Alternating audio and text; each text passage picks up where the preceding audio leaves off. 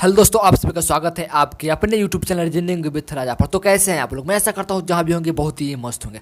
चलिए आज आप सभी के लिए पुनः से एक नई वीडियो लेकर के आ गए हूँ और आज इस वीडियो में हम लोग बात करेंगे फिजिक्स के ऑब्जेक्टिव ऑनलाइन प्रश्न के बारे में, जो कि बहुत ही महत्वपूर्ण होता है सभी एग्जाम की दृष्टि से। तो प्लीज़ इस वीडियो को शुरू से अंत तक जरूर देखिएगा और जितना भी हो सके इस वीडियो को ज़्यादा से ज़्यादा शेयर कीजिएगा। चलिए हम लोग क्वेश्चन की ओर बढ़ते हैं। उससे पहले एक और बात मैं आपसे निवेदन करना चाहता हूँ कि प्लीज़ अगर चैनल पर नए हैं तो चैनल को सब्सक्राइब कर लीजिएगा और बेल आइकन को ऑल कर दीजिएगा, ताकि जब भी मैं इस तरह की वीडियो बनाऊँ तो सबसे पहले आपको नोटिफिकेशन मिले और आप सबसे पहले वीडियो को देख सकते हैं। चलिए हम लोग क्वेश्चन की ओर बढ़ते हैं। देखिए हम लोग को आज अच्छी तरह से बात डिस्कस करना क्या है कि फिजिक्स का ऑब्जेक्टिव ऑनलाइन प्रश्न है, जो हम आज 100 ऑब्जेक्टिव ऑनलाइन प्रश्न लेकर आए हैं और आज इस वीडियो में 100 ऑब्जेक्टिव ऑनलाइन प्रश्न होगा जो कि सभी एग्जाम की दृष्टि में पूछा गया हो। अब ये सभी प्रीवियस ईयर क्वेश्चन है जो कि रेलवे एग्जाम में पूछा गया है। तो प्लीज़ इस वीडियो को बहुत ज़्यादा शेयर कीजिए, जितना भी हो सके ना ज़्यादा से ज़्यादा शेयर कीजिएगा। चलिए हम लोग क्वेश्चन की ओर बढ़ते हैं। देखिए पहला क्वेश्चन क्या है आपको, देखिए पहला देखिए और बात बता दूं कि सेट 1 है आज। इस तरह से मैं 5 सेट लेकर आऊँगा जो कि आपको बारी बारी से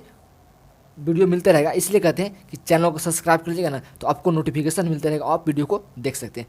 तो आज हम लोग बात करेंगे सेट नंबर 1 पर, जो कि आपको अच्छी तरह से शुरू से अंत तक बने रहना है और देखते रहना है। चलिए पहला क्वेश्चन क्या है, ध्यान से देखिए। पहला क्वेश्चन कि पहला नंबर क्वेश्चन पूछ रहे हैं हम लोगों से कि एक आदमी क्या है, एक आदमी 10 मीटर से ज़्यादा दूर स्पष्ट नहीं देख सकता है तो वह किस रोग से ग्रस्त है। क्वेश्चन ध्यान से समझिएगा आप लोग कि एक आदमी क्या है कि 10 मीटर से ज़्यादा दूर नहीं देख सकता है तो वह किस प्रकार की रोग से ग्रस्त है। तो इसका राइट आंसर क्या होगा, निकट दृष्टि दोष। कितना है, निकट दृष्टि दोष। आगे हम लोग बढ़ते हैं नेक्स्ट 2 नंबर क्वेश्चन में। अब ध्यान से देखना है कि 2 नंबर क्वेश्चन क्या है कि आँख का वह अंश क्या है, आँख का वह अंश जिसमें सबसे अधिक अपवर्तनांक होता है उसे हम लोग क्या कहते हैं। तो इसका राइट आंसर कौन, लेंस। इसका राइट आंसर क्या है, लेंस। हम लोग बढ़ते हैं क्वेश्चन नंबर 3 नंबर क्वेश्चन पर। अब ध्यान से देखना है कि 3 नंबर क्वेश्चन में ध्यान से देखना है कि मानव की आँख में दूरदृष्टि दोष को ठीक किया जा सकता है किससे। तो हमको पता होगा आप लोगों को, अच्छा हम भी बता देते हैं कि उत्तल लेंस का प्रयोग करके। किसके, उत्तल लेंस का प्रयोग करके। अब हम लोग चलते हैं 4 नंबर क्वेश्चन में। ध्यान से देखना है कि वह, देखिए ध्यान से 4 नंबर क्वेश्चन में बोला है कि वाहनों का साइड मिरर किस प्रकार का दर्पण है। देखिए वाहनों का साइड मिरर किस प्रकार का दर्पण है। तो इसका राइट आंसर है उत्तल दर्पण। क्या है, उत्तल दर्पण इज द राइट आंसर। चलते हम लोग 5 नंबर क्वेश्चन में। आपको ध्यान देना है 5 नंबर क्वेश्चन में ध्यान देकर जब बोला है कि समतल दर्पण द्वारा बना प्रतिबिंब जो दर्पण सतह पर नहीं प्राप्त किया जा सकता है कहलाता है आभासी प्रतिबिंब। क्या कहलाता है, आभासी प्रतिबिंब कहलाता है। तो देखिए इस तरह से क्वेश्चन हम लोगों को 100 क्वेश्चन है जो आपको मैं बता देता हूँ पहले नंबर कि देखिए इस तरह के 100 क्वेश्चन है जो कि सभी एग्जाम में पूछा गया और इस अच्छे क्वेश्चन हम लोगों को अब आगे जाकर के मिलने वाला है। तो अंत तक बने रहिएगा, बहुत ही मजा आने वाला है इस वीडियो में। तो हम लोग 5 नंबर का 6 नंबर क्वेश्चन की बढ़ते हैं।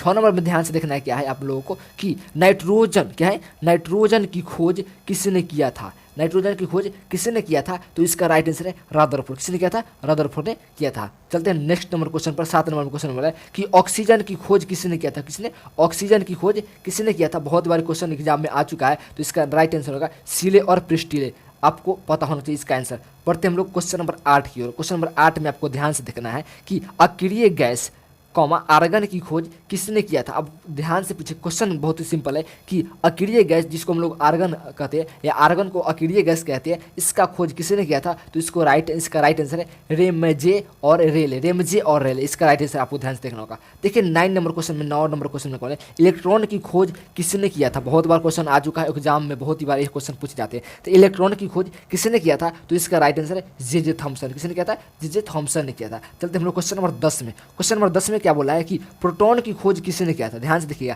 कि प्रोटॉन की खोज किसने किया था। तो इसका राइट आंसर है गोल्डस्टीन। बहुत ही महत्वपूर्ण होने वाला है क्वेश्चन ये सब।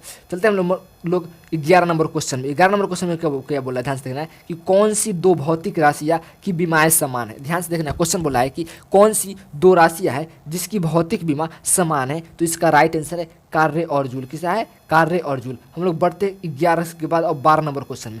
12 नंबर क्वेश्चन में आपको ध्यान से देखना क्या बोला है कि घड़ी की स्प्रिंग में क्या है, घड़ी की स्प्रिंग में संरक्षित ऊर्जा होती है। तो इसका राइट आंसर है स्थितिज ऊर्जा। क्या है, स्थितिज ऊर्जा संरक्षित होती है। हम लोग कहते हैं 13 नंबर क्वेश्चन में। अब 13 नंबर क्वेश्चन में ध्यान से देखना है कि घर के छत या छप्पर से एक पत्थर को भूमि सतह पर गिराया जाता है तो पत्थर की गति ऊर्जा कब अधिक होगी। आपको क्वेश्चन पूछ रहा है कि एक छत या किसी ऊंचे स्थान से एक पत्थर को गिराया जाता है तो बता रहा है कि पत्थर का जो कि गति सबसे ज़्यादा कहाँ पर होगा, तो इसका राइट आंसर भूमि सतह पहुँचने से तुरंत पहले। क्या है, भूमि के सतह पर पहुँचने से जस्ट तुरंत पहले।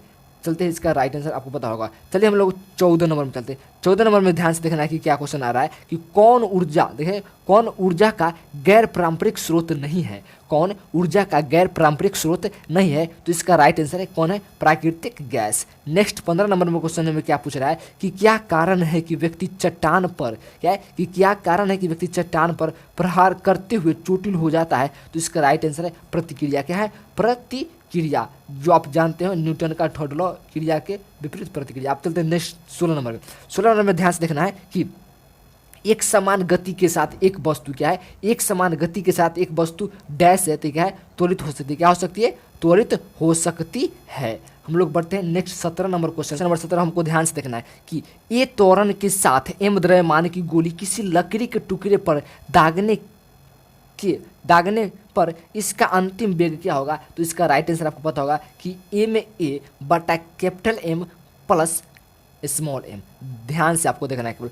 18 नंबर क्वेश्चन हमको पढ़ना है कि कौन आभासी बल है। क्या क्वेश्चन बोला है कि कौन आभासी बल है, तो इसका राइट आंसर है अपकेंद्रीय बल को हम लोग क्या कहते हैं, आभासी बल भी कहते हैं। नेक्स्ट 19 नंबर क्वेश्चन में आपको ध्यान से देखना है कि जब किसी तालाब के शांत जल में पत्थर फेंका जाता है तो तालाब में जल के पृष्ठ पर उठने वाली लहरों होती है, क्या होती है, अनुदैर्ध्य और अनुप्रस्थ दोनों होती है। नेक्स्ट 20 नंबर हम लोग बढ़ते हैं कि किसी सिग्नल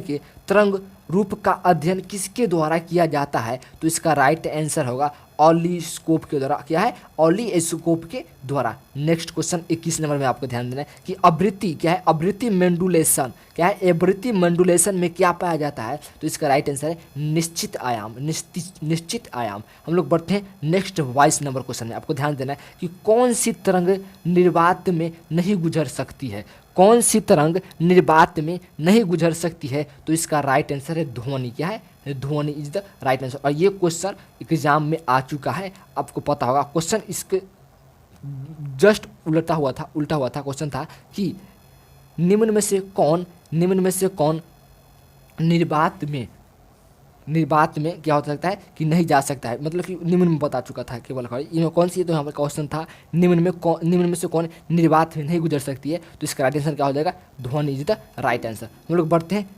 क्वेश्चन आगे, मतलब कि 23 नंबर क्वेश्चन में। आपको ध्यान से देखना है कि स्थिर तरंग किसके द्वारा उत्पन्न होती है, तो इसका राइट आंसर है समान आवृत्ति के दोनों तरंगों का विपरीत दिशा में गमन करना।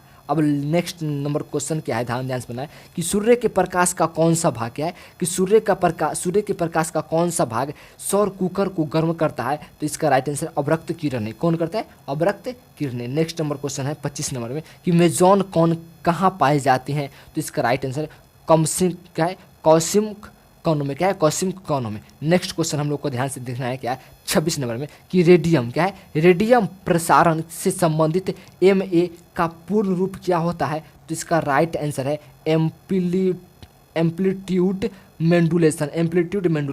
नेक्स्ट क्वेश्चन 27 नंबर में क्या है कि वह वैज्ञानिक जिसने विद्युत चंबकीय तरंगों को दूरस्थ स्थानों तक भेजा था, इसका राइट आंसर है हेनरी हॉटर्ज। क्या है, हेनरी हॉटर्ज। 28 नंबर में क्वेश्चन में ध्यान से देखना है कि गामा किरणें की किन किरणों से सबसे अधिक समानता है, तो एक्स किरणों से। नेक्स्ट क्वेश्चन है 29 नंबर में कि सूर्योदय और सूर्यास्त के समय, बहुत भी क्वेश्चन है, सूर्योदय और सूर्यास्त के समय सूर्य का रंग लाल क्यों दिखाई पड़ता है, तो इसका राइट आंसर है लाल को छोड़कर अन्य सभी रंग प्रकीर्णित हो जाती हैं, तो क्या प्रकाश के प्रकीर्णन के कारण। नेक्स्ट क्वेश्चन है 30 नंबर में कि 30 नंबर में क्वेश्चन क्या है कि किसी समुद्र का रंग नीला प्रतीत होता है क्योंकि उस पर पड़ने वाली सूर्य की किरण क्या होता है, प्रकीर्णित हो जाती है।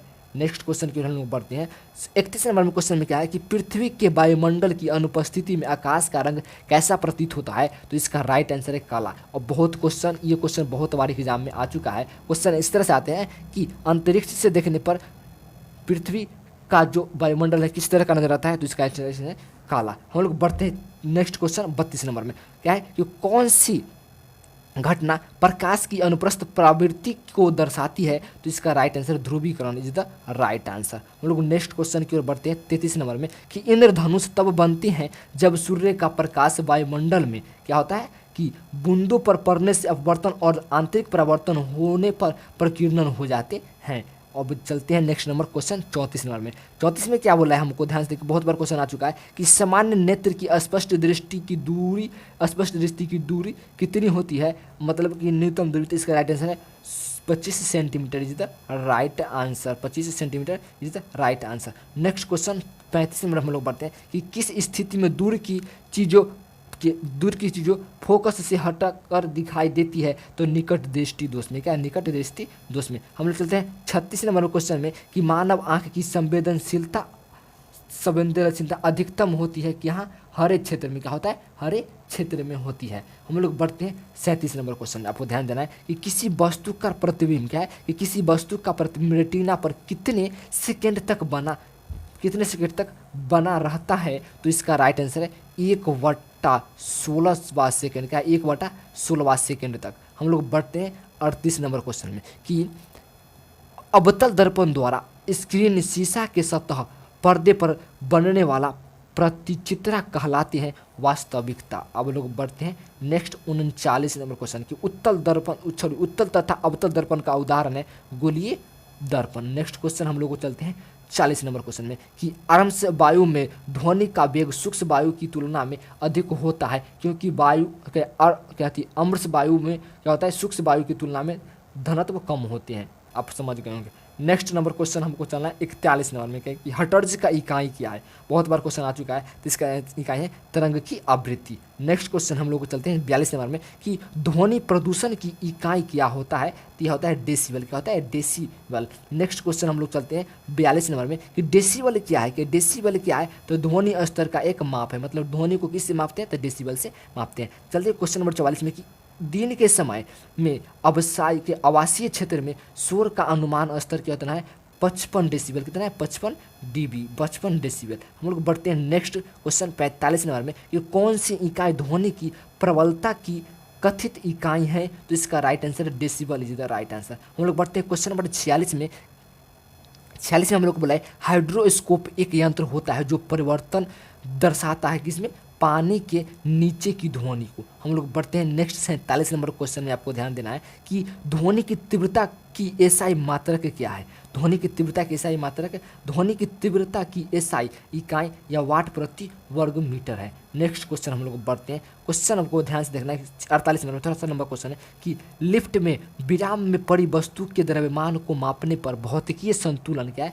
भौतिकीय संतुलन उद्देश्य प्राप्त होता है। यदि लिफ्ट ऊपर की ओर त्वरण शांत के साथ त्वरित होता है, तो अब वस्तु का भार कितना होगा? तो इसका राइट आंसर होगा m/g+a। और नेक्स्ट क्वेश्चन में हम लोग बढ़ते हैं कि लिफ्ट में मनुष्य का मिथ्या भार उसके वास्तविक भार से कम तब होता है जब लिफ्ट त्वरण के साथ नीचे की ओर आती है। मतलब लिफ्ट नीचे की ओर आती है तो मनुष्य का भार उसका मतलब रेगुलर जो भार है उससे कम प्रस्तुत होता है। हम लोग चलते हैं 50 नंबर क्वेश्चन में। क्या है कि सार्वभौमिक गुरुत्वाकर्षण स्थिरांक की माप है, इसकी बीमा है। इसका राइट आंसर क्या है? m−L3 और L3 + T−2। हम लोग बढ़ते हैं कितने की ओर?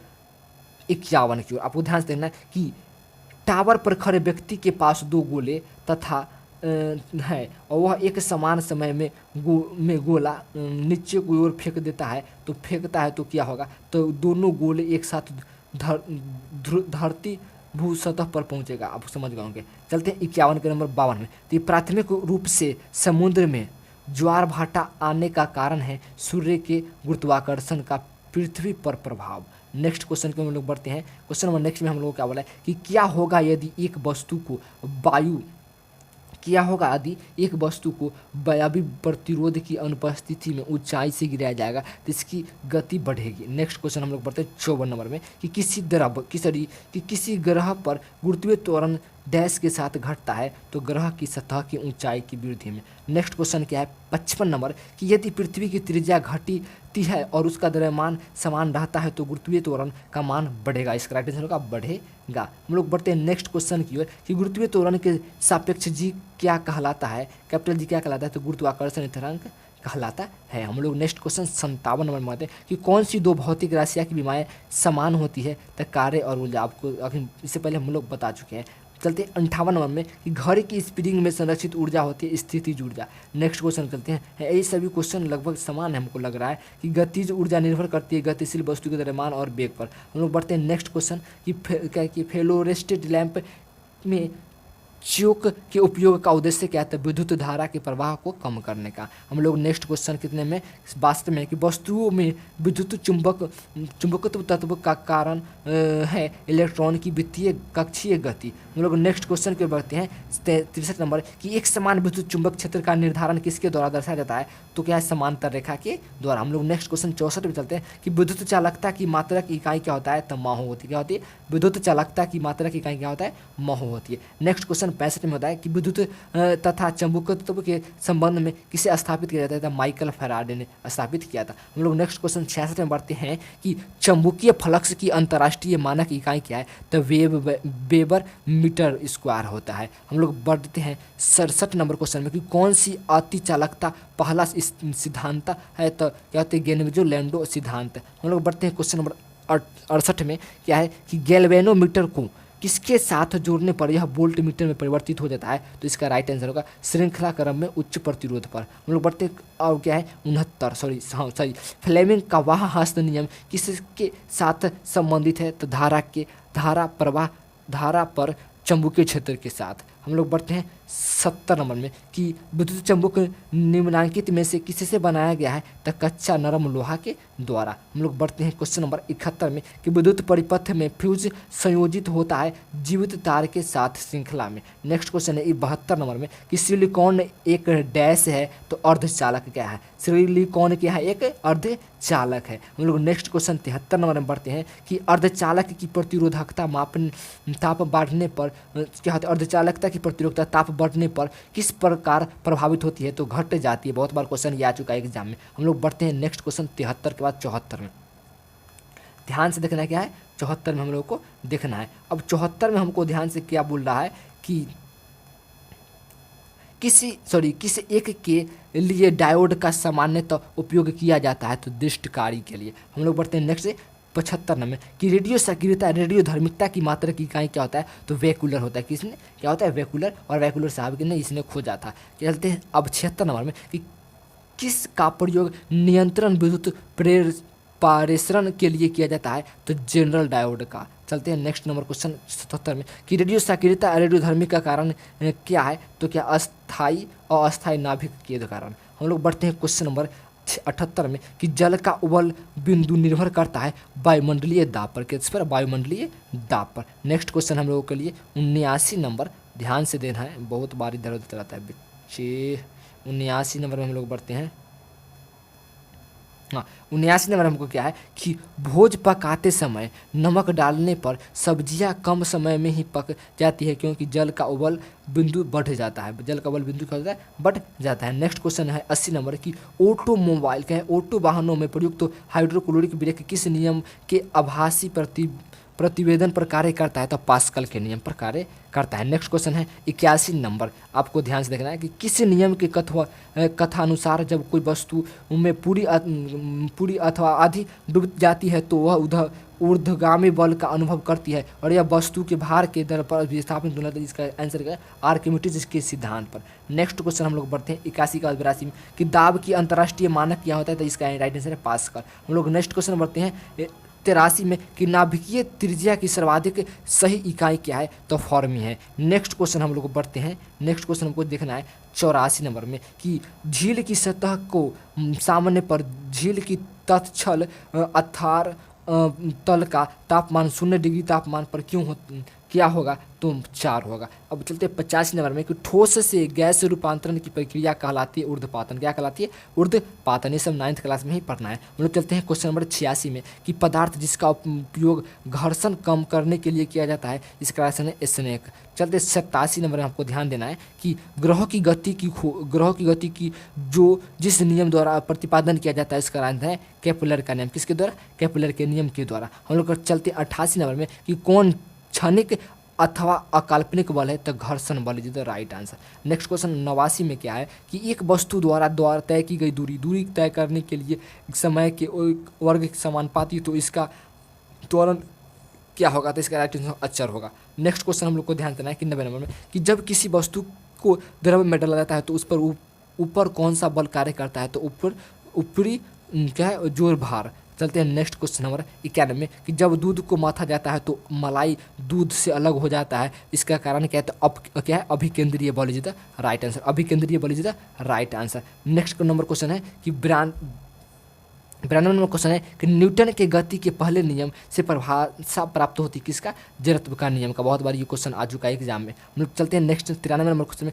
कि सड़क पर गतिमान बैलगाड़ी के पहिए की गति किस प्रकार की गति का उदाहरण है, तो इसका राइट आंसर रूपांतरिक व घूर्णन गति का उदाहरण है। नेक्स्ट क्वेश्चन है 94 नंबर क्वेश्चन कि यदि सभी वस्तुएं समान गति से घूम रही है तो किस वस्तु का संवेग सर्वाधिक होगा, तो अल्फा वस्तु का, अल्फा का। नेक्स्ट क्वेश्चन है 95 नंबर कि रॉकेट की गति पर कौन सा संरक्षण नियम लागू होता है, तो संवेग का संरक्षण का नियम लागू होता है। नेक्स्ट क्वेश्चन हम चलते हैं 96 नंबर कि जब कार की गति दुगनी हो तो समान दूरी पर कार को रोकने के लिए कितने रुकावट बल की आवश्यकता होगी, तो दुगना is the right answer. Next question हम लोग बढ़ते हैं 97 नंबर कि किसकी बीमा आवेश के समान है, तो संवेग की बीमा आवेश के समान है। 98 नंबर क्वेश्चन में कि जब कोई खिलाड़ी किसी गेंद को पकड़ता है या लपकता है तो वह अपने हाथों को पीछे या नीचे की ओर क्यों ले जाता है, तो इसका राइट आंसर संवेग को कम करने के लिए। नेक्स्ट क्वेश्चन हम लोग कहते हैं 99 नंबर क्वेश्चन में क्या है कि ये गति ऊर्जा निर्भर करती है गतिशील वस्तु के द्रव्यमान और वेग पर। और